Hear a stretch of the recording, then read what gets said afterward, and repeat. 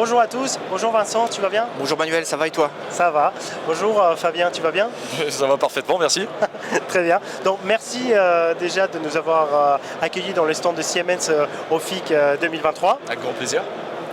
Merci. Donc justement, Siemens c'est un fabricant au niveau mondial, un acteur incontournable des équipements industriels et voilà, de tout ce qui va être cybersécurité également pour cette partie-là.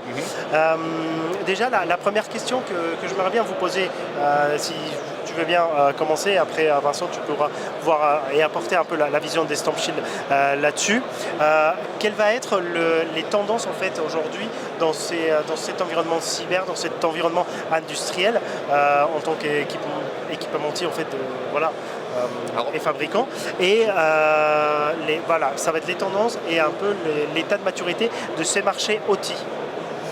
Alors, moi je parlerai déjà même d'envie avant, c'est-à-dire il y a déjà une envie qui est certaine, c'est de prendre la problématique de la cybersécurité industrielle à bras-le-corps, ce qui est déjà plutôt une bonne nouvelle. Alors ça peut être aussi à double tranchant, c'est parce qu'aussi on écoute la radio et on regarde la télé aussi avec ce qui se passe. Tout à fait. Donc ça c'est un peu le quoi, c'est de se dire j'ai l'envie de prendre la problématique cyber. Après, le problème va se poser au niveau, et c'est là que je rejoins ta question sur la maturité, ça va être de savoir le comment, par où commencer.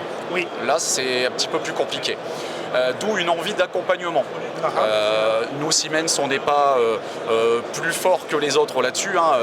Travailler seul en cybersécurité, c'est un vœu pieux. Et donc, il faut savoir s'entourer, s'accompagner. Segmenter un réseau, savoir prendre un référentiel réglementaire, c'est quelque chose qui ne s'improvise pas. Donc, il faut savoir se faire accompagner. Il y a aussi une envie et une tendance à la simplicité, c'est-à-dire que beaucoup de nos clients ont tendance à avoir plusieurs marques, ce qui est normal. On n'a jamais qu'une seule marque d'automate, c'est très rarement le cas. Et donc, il y a aussi cette envie à la fois de simplicité, mais aussi une envie d'ouverture, je dirais. Et là, on va se retrouver sur des tendances, pour répondre à ta question, sur des protocoles de terrain qui vont plus être comme au PCUA, c'est-à-dire du protocole qui va être à la fois ouvert, non propriétaire, et qui va aussi proposer des mécanismes de cybersécurité. Donc ça va être la partie effectivement chez vous, chez Siemens. Chez StormShield, quelles vont être les méthodes ou effectivement l'approche qu'on va avoir chez StormShield? Alors ça dépend du niveau de maturité de l'industriel. On a déjà dans un premier temps, je pense, le premier niveau de sécurisation qu'on voit chez nos clients, en fin de compte, c'est la sécurisation de la barrière IT-OT, avec en général une double barrière, avec une double technologie qui permet justement de faire en sorte que l'attaque qui pourrait potentiellement venir de l'IT puisse pas forcément redescendre sur la partie OT. Ensuite, là, on va dire que la deuxième étape chez les clients, quand ils augmentent un peu leur niveau de maturité, c'est de faire de la segmentation, parce qu'on est souvent sur des réseaux à plat et où tous les équipements discutent avec tous les équipements, et donc du coup, pouvoir commencer à sécuriser et segmenter, on va ralentir l'attaquant et on va conserver en fait un niveau de sécurité sur certains périmètres du réseau. Ensuite, on peut avoir aussi des enjeux de télémaintenance. Dans les environnements industriels, il y a énormément d'accès en fait de télémaintenance, de télémainteneurs qui viennent se connecter au réseau. Donc là, on peut apporter des briques VPN et de l'authentification avec du LDAP et des règles, des politiques de sécurité. Donc dans ce cadre-là, en fin de compte, on apporte aussi quelque chose. Et c'est ce qu'on voit aussi vraiment comme un des gros axes, on va dire, de sécurisation de ces environnements-là. Ensuite, on peut avoir également la protection du process, c'est-à-dire vraiment là, pour les clients vraiment avec un niveau de mature un peu plus important, on va vraiment mettre de la sécurité au plus proche du processus industriel, sécuriser les communications inter-automates, sécuriser les communications entre l'automate et la supervision.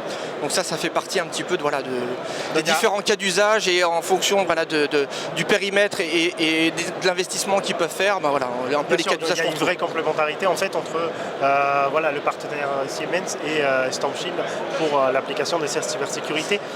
Ouais, tout à fait. Je pense que Fabien, tu partages un peu le sujet, mais on est vraiment sur les sujets aussi de souveraineté. On partage régulièrement ensemble. Il y a un vrai. C'est là où je vais en venir en fait. Cette souveraineté en fait européenne ou française, comment ça s'est traduit en fait chez Siemens et chez StormShield? Chez Siemens, c'est évidemment, comme je l'espère, chez mon compatriote, c'est un sujet qui est stratégique.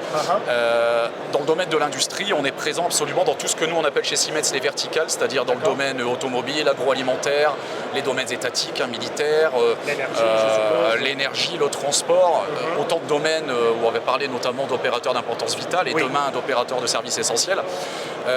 C'est une problématique stratégique. Je dois m'assurer, je disais tout à l'heure qu'on n'est pas capable de travailler seul, et c'est particulièrement vrai en cybersécurité.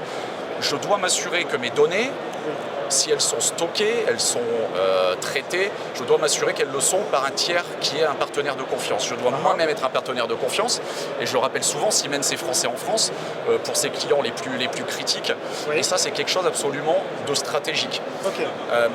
Après, moi je conclurai sur cet aspect souveraineté.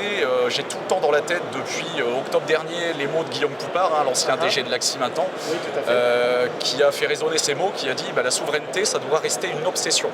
Alors bien sûr, il ne s'agit pas de tomber dans un extrémisme complètement irréaliste en fait, et de dire il faut que la dernière soudure soit franco-française, puisqu'on sait très bien que les puces, etc. Ben voilà, on est aussi tributaire des fournisseurs. Tout à fait, oui.